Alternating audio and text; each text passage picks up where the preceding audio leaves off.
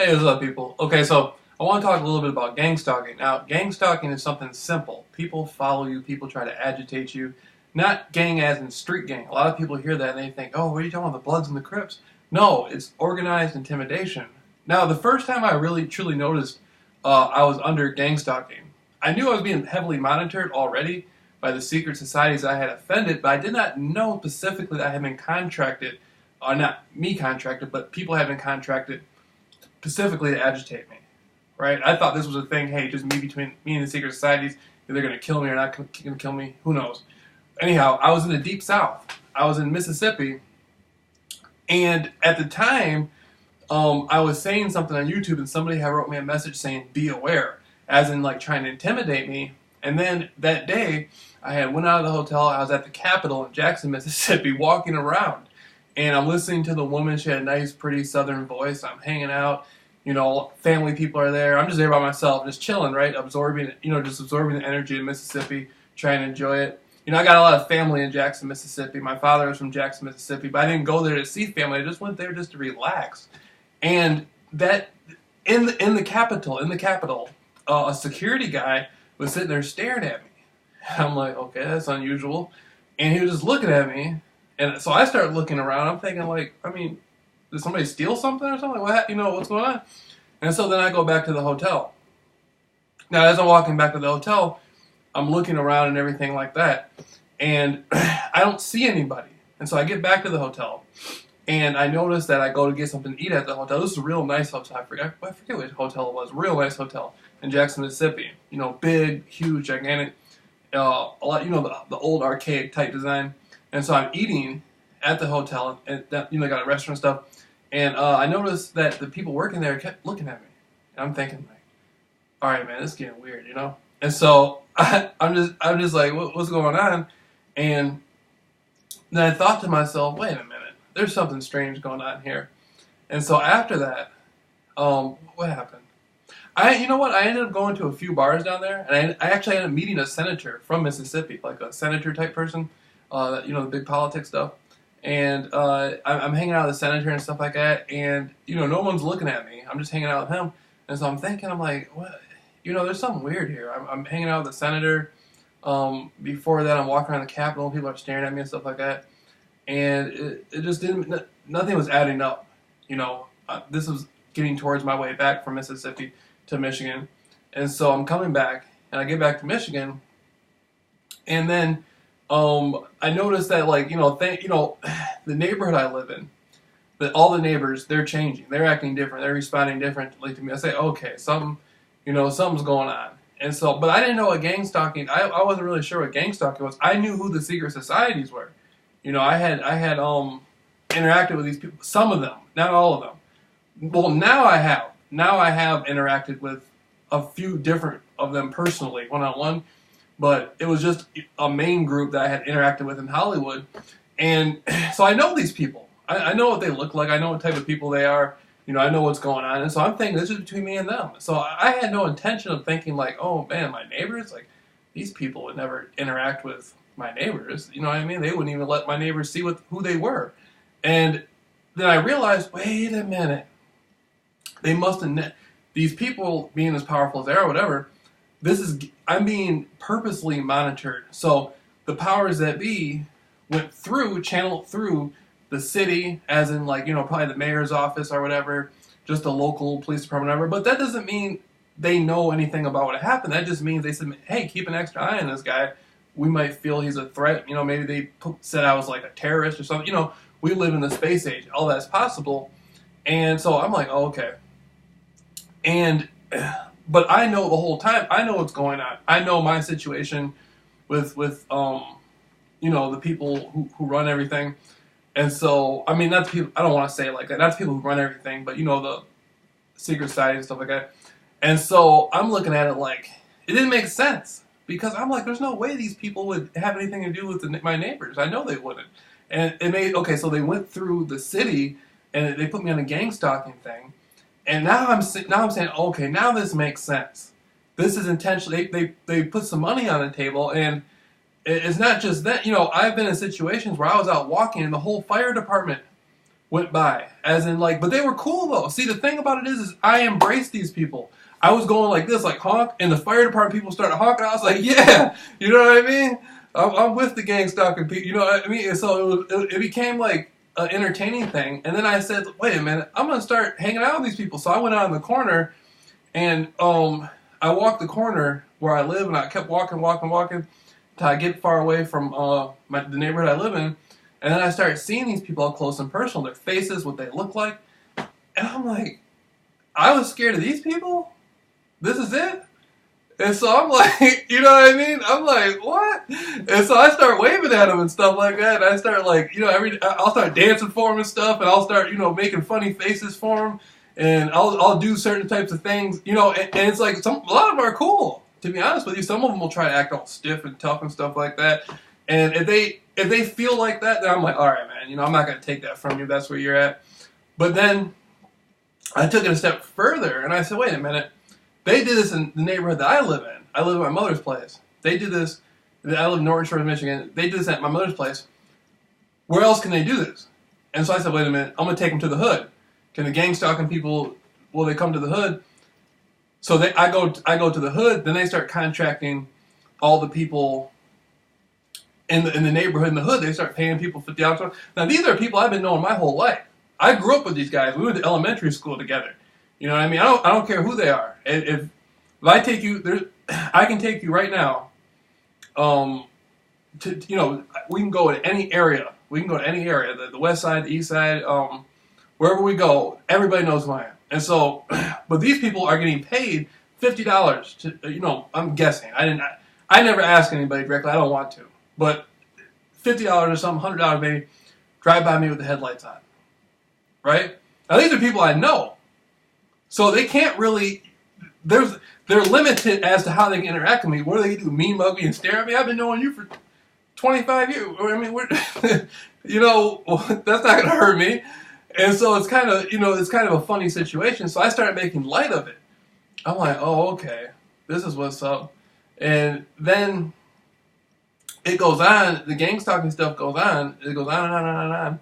And then everywhere else I go, like I can go to Grand Haven, Michigan. I went to high school in Grand Haven, Michigan. We had moved to a place called Ferrysburg, Michigan when I was like in 7th, 8th grade. So I ended up going to high school out there. And so I know a lot of people in Grand Haven, Michigan. And so, you know, like younger, preppy type people.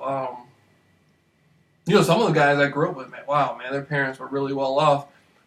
And so I'm interacting. So I see some of them, and they know me. They know, you know, they all know me, all the people in my age group and stuff like that. And so I can tell, you know, we kind of got to think, I'm like, oh man, this is tripped out. The gang stalking people can go wherever you go. I'm like, oh my God, this is too funny. And so I'm going through this for a year, just watching people. And the biggest thing you got to do is let people absorb, you know, put your vibration out there. Just stand on the corner. Go find, it doesn't have to be where you live.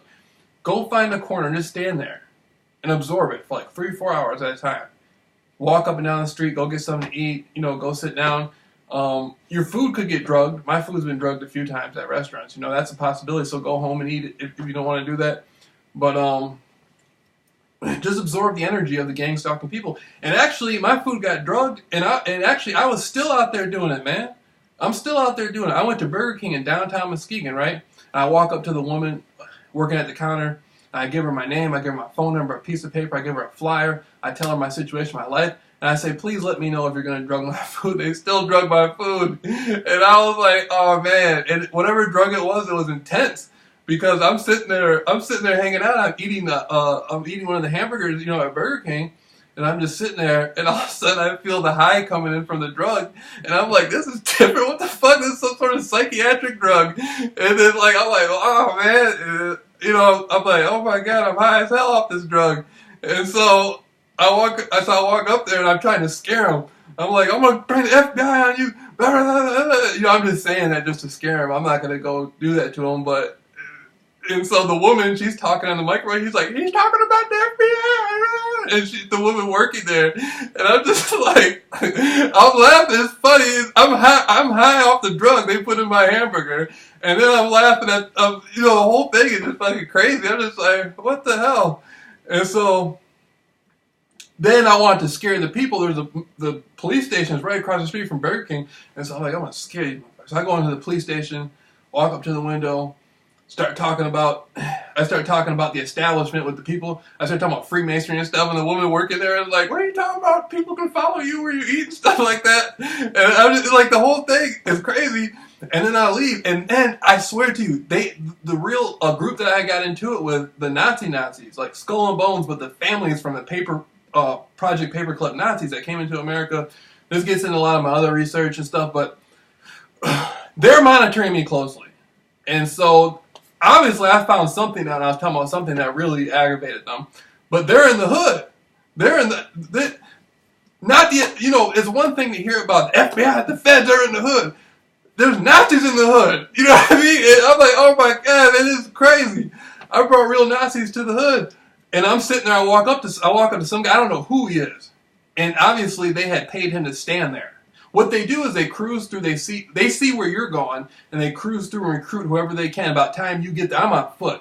I do it like they did in ancient Greece. I walk it out. So about time I get there, all these people they paid, I just walk up to the people. I don't know who they are, but I know they're gonna feel my vibrations. I'm on the drug. I got my flyer. I'm under the influence of the drug. I'm still jump roping high off the drug. I got my flyer. I'm like, man, we're just gonna hit them up high. You know what I mean? We're not gonna let. I will not allow the Nazi entities to drug me and make that stop my program. You know what I mean? And so I walk up to the people, hit them with the flyer. I'm like, yeah, man, my name is JAMEEL. I had did some interviews. I got put on a political agitators list, but all it did was make me better. Yada yada. So I'm talking to him, and I'm like, yeah, you probably know my father. And so he's like, oh yeah, I knew your. They knew who my family was and who my people were, and I can tell I was having more influence with them in that moment than the people that paid them, because the woman's like, I know your father. I know Curly. You know what I mean? And so I'm out there rapping with them, telling them about my experiences, and the whole thing. I'm like, why I'm on the drug? Then I'm hitting the jump rope. You know what I mean? I'm hitting the jump rope. And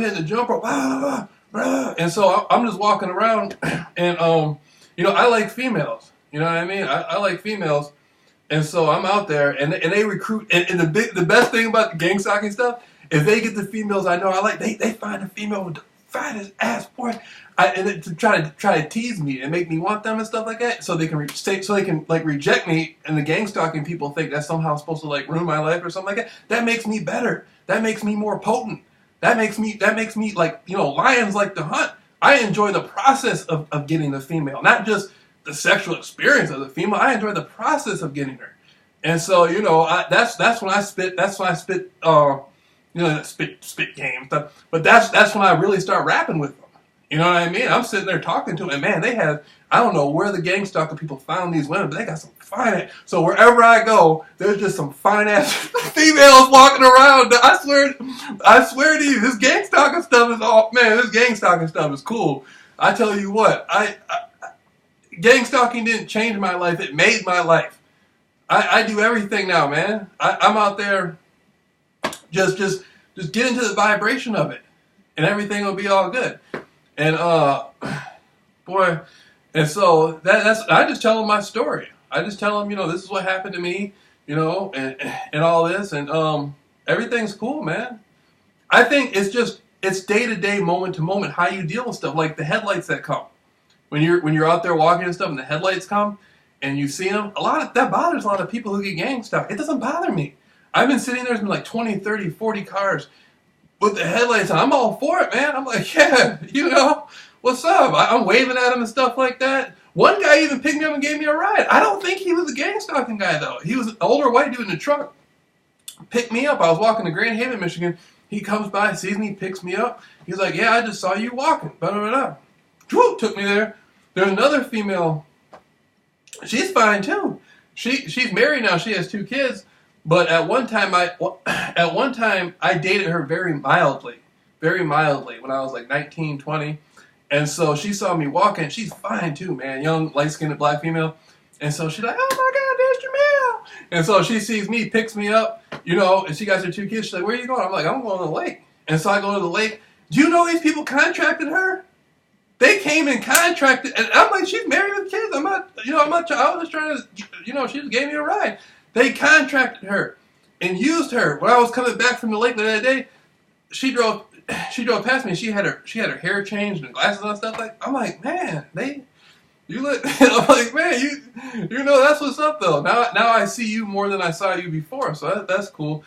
And a lot of times, like I'm coming out. I saw her again after that, and she was with her husband. And her husband was like looking all like he didn't know what to do and stuff like that. And I said, why do people always look scared, man? Like the gang stalking people, they always look scared. You ever notice that? I don't know, it's just me. It's like, why you look, you're following a champion.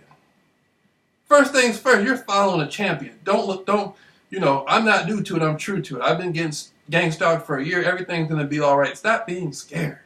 Everything's going to be all right. That's first thing first. And so, and boy, they got some of those women that do the gang stalking stuff, man. They had a couple of them, boy. One of them. I was way down in Grand Haven, Michigan, Lakeshore walking. One of them she looked just like Paris Hilton, just like her. I'm like, man, I want to talk to her. I want her to gang stalk me more. And so that's the type of mentality you have to have with the guys that get the gang stalking and stuff like that. I just, man, it's like. Some of them will give you like a mean look or something like that. I'm like, what do you want? No, I'm just saying. But I just be peaceful. I just be like, all right, man, hey, how are you doing? Blah, blah, blah, blah, blah. And I go about my business. But just keep feeling the vibration of gang stalking. Keep feeling it. I'm telling you, I beat gang stalking. And if I beat it, I know you can do it. I know anybody else out there can beat it. If I beat gang stalking, I know you can beat gang stalking. And I'll come to wherever you are. It's easy, man. This stuff is nothing.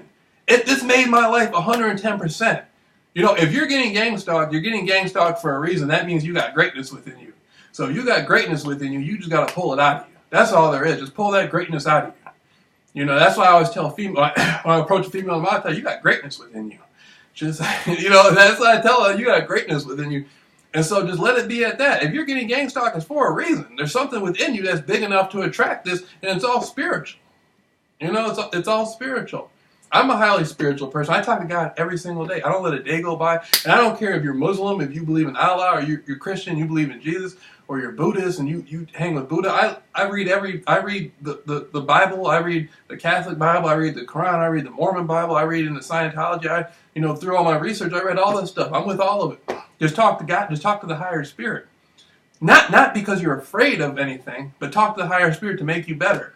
Whatever you want to do in your life, the gang stalking program will help you achieve it. I'm not trying to sell people the gang stalk. I'm not trying to tell you to go out and get in trouble to get gang stalked. I'm telling you, it changed my life.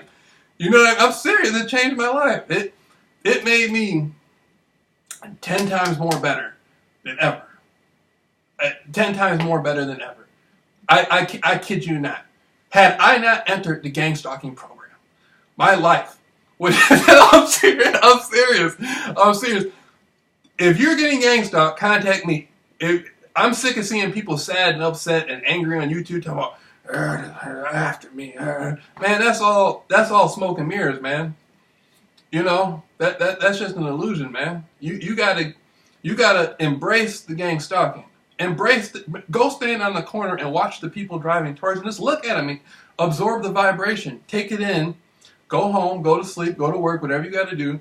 The next day, come out, absorb it. Do that for about 3-4 days and take a break for a couple days. That's what I used to do. I used to just go out there in the middle of winter and just sit there. Early in the morning, I'd sit there and laugh at the cars. I'd do whatever I had to do, man, to get through it.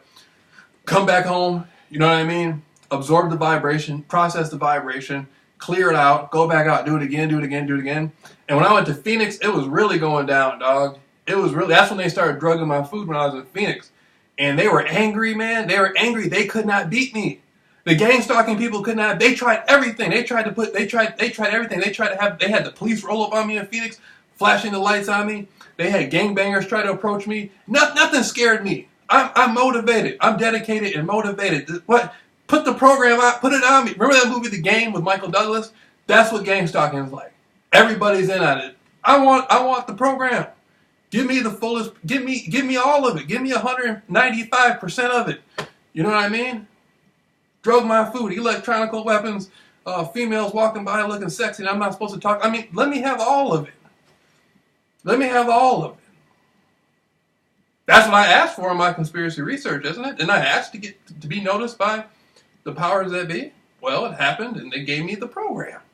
I think it's awesome, to be honest with you. I'm serious. Just embrace it.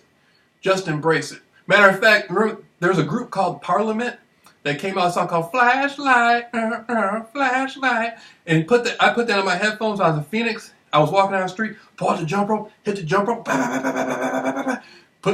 listen to music, flashlight, and then you put that in your mind and you see the lights, and I'm like, flashlight, flashlight.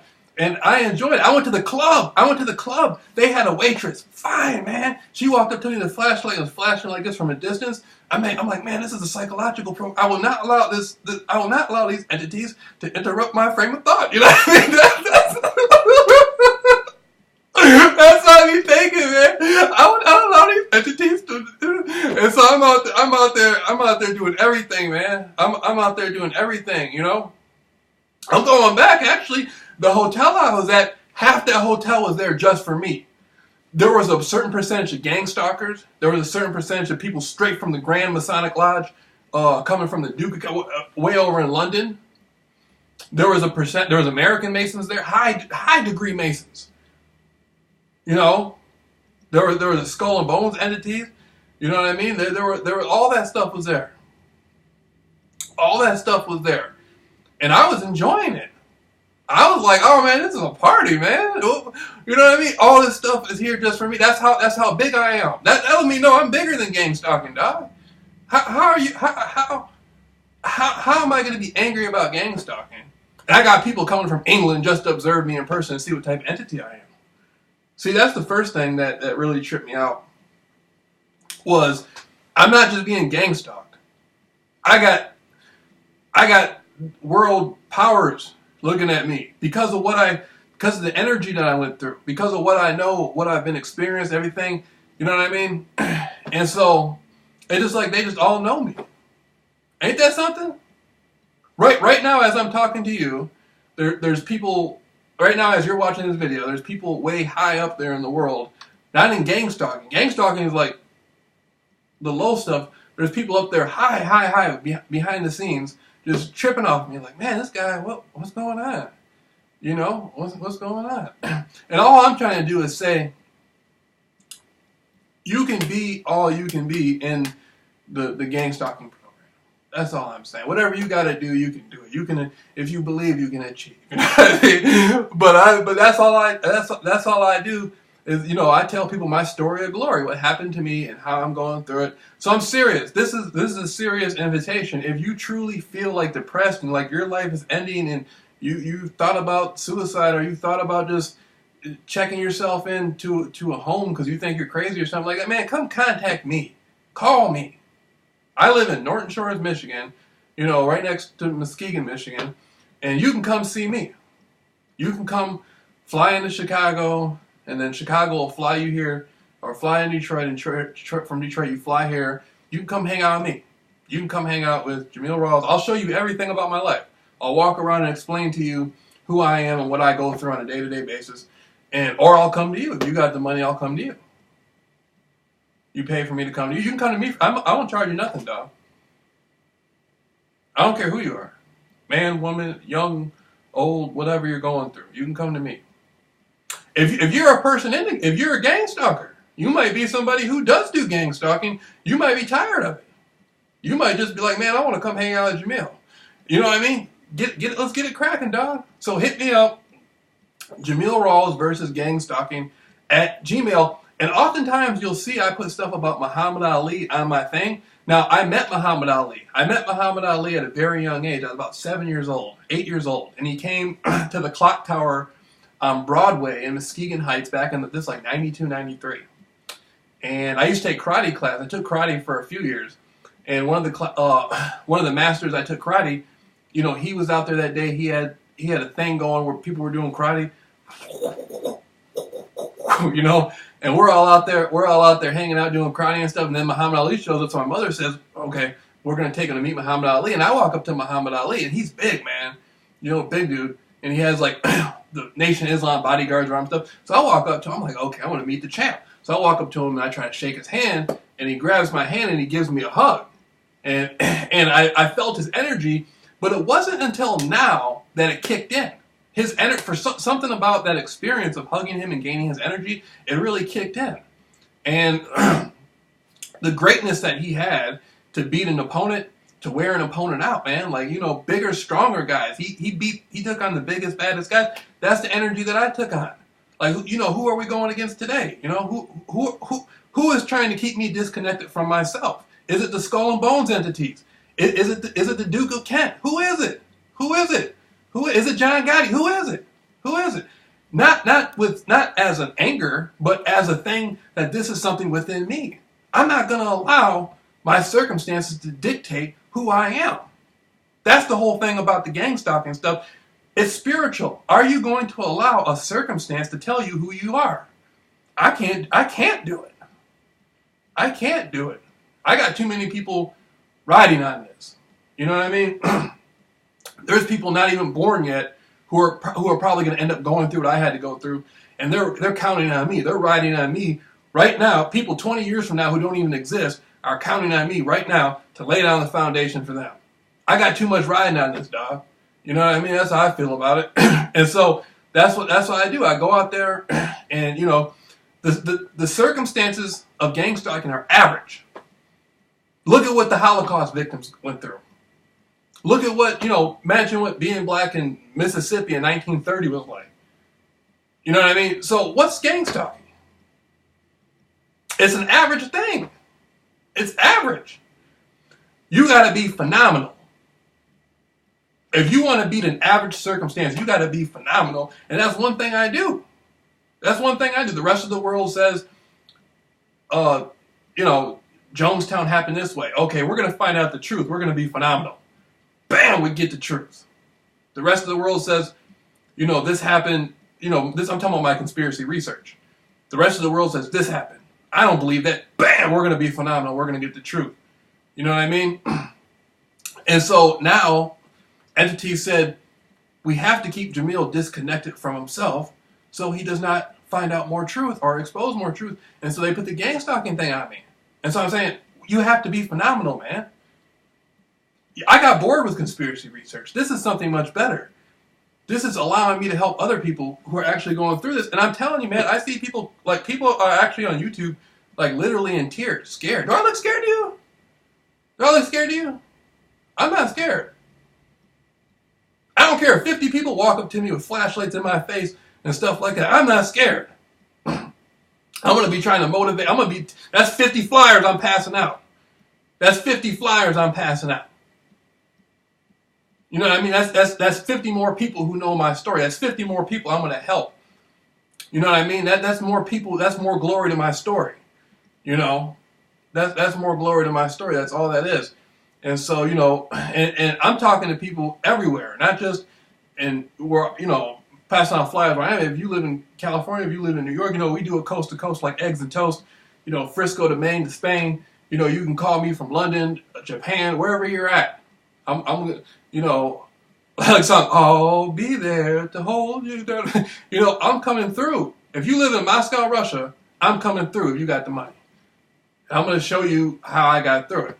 You know what I mean? That's that. So one of the things you got to do is get spiritual. If you're an atheist, still pray to something. Pray to yourself. You know what I mean? It's not about who God is or, you know, I mean, I don't know what you believe or whatever. I just talk to the Spirit. And that's good enough for me. I talk to the Spirit. And so I live by Lake Michigan. I go down to the beach and I'll be walking. I used to love to do that at night. Now I like doing it in the day. You know what I mean? And so entities will approach me at the beach. That's one of the best things about gang stalking is the places I go, they're already there. I'm like, man, that's cool, man. Guy approached me with some sunglasses with his family. He had a deep southern accent. I'm like, oh man, I know what happened. He got a free ride up here. They paid for him to come up here for free just for him to gang stalk me for a few days. That was part of the deal. And so I'm telling him about my experience, how I was all over Hollywood and Beverly Hills and stuff like that. I used to do conspiracy radio and stuff like that. I'm telling him, like, man, this is my experience, and his kids are listening and stuff. They're all learning from me. They're all learning from this. There's an opportunity. Every time you see somebody who's watching you or following you or listening to your phone or whatever they're doing, they're connected to your energy. That's an opportunity for you to be more of yourself and expand. That's number one. That's just an opportunity, you know. And so that's just an opportunity. So let me think of something else. Let me think of another thing. Don't be stagnant. Don't stay in one place for too long. Move around a lot. Go to different places. See different people. If you don't have anybody you know, make some people you know. Just keep talking to people. Even if it's only the librarian. You know what I mean? They're going to try to get people to be rude to you, but that doesn't work very long. Just be yourself 110%. That's all you got to do. Another thing, I'm trying to think what really bothers people about the gang stalking stuff. For the sunglasses, see, people walking up to you with sunglasses, I don't know why that bothers people, to be honest with you. I mean, I would think seeing the person's eyes would be more intimidating, but I guess the sunglasses has some effect. I mean, I know, I studied the real CIA. I know these people aren't the real CIA. I know what the real CIA looks like. I studied them for years. I know the people who run the CIA. You know what I mean? And they know me, so that doesn't bother me. Sunglasses? Who you got sunglasses? Who you got a van? You know what I mean? Matter of fact, listen to this story. I was in Phoenix, and I was staying at the Best Western. When I first got there, I was staying at the Best Western downtown Phoenix. And last time, when I went to the channel panel in LA, they had a guy, black sunglasses, black SUV, and this is like the main secret society I had gotten into it with. He shows up. Right? Not the guy driving, not the guy there, but they did the same tactic on me. I called for a taxi from the hotel in Phoenix to go somewhere else. That day my room was up and I had to leave. But before that I went to an Italian restaurant, and I guess the people at the Italian restaurant, they're somehow connected to the Vatican or whatever. They're like well, any restaurant I go to, it's gang stalking thing. But for some reason, this restaurant seemed to have more pull. And so I get back to the hotel, and I'm leaving, and I call for a cab. The hotel calls for a cab, and a black SUV pulls up. They're doing the same. They were using the same. Now at the channel panel, I ran. I got scared. I didn't know I was being gang stalked. I thought this was another attempt on my life. There had already been an actual real attempt on my life. Before that, this was just the gang stalking program, and so I'm thinking like, all right, so I mean, what the fuck, these people are trying to whack me in front of the hotel, and so I ran. This is back in the channel panel thing last year, and so at this time in Phoenix, the guy pulls up and he's in the black SUV. I'm like, oh my god, they're doing this again, and so I'm like, we got to do this one more time. And so he gets out and he's all like tough and stuff, and he's like, yeah, where's your bags? And I'm like, you're a taxi? And he's like, yeah, I'm a taxi. He's like, why are you scared? He's like, you're so big, you're so tall. He's like, are you a little girl? Or are you a man? Why are you scared? And I'm like, and so I know what's going on.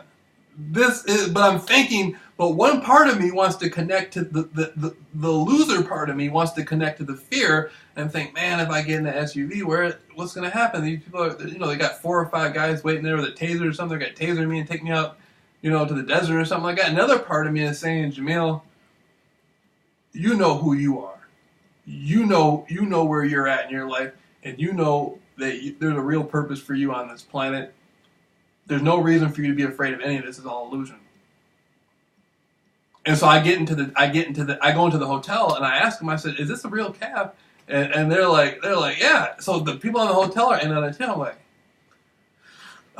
like, all right, man. So we go into the SUV, and mind you, I'm still a little bit jittery because I know who the people are that I some of the main people that I had got into it with, and these are people I actually sat down and spoken with in real life, and so I know what they're like, and so I'm like, a part of me is just like, oh man, I don't want to do this, you know what I mean? So I'm like, man, these are some out cold mofo, you know what I mean?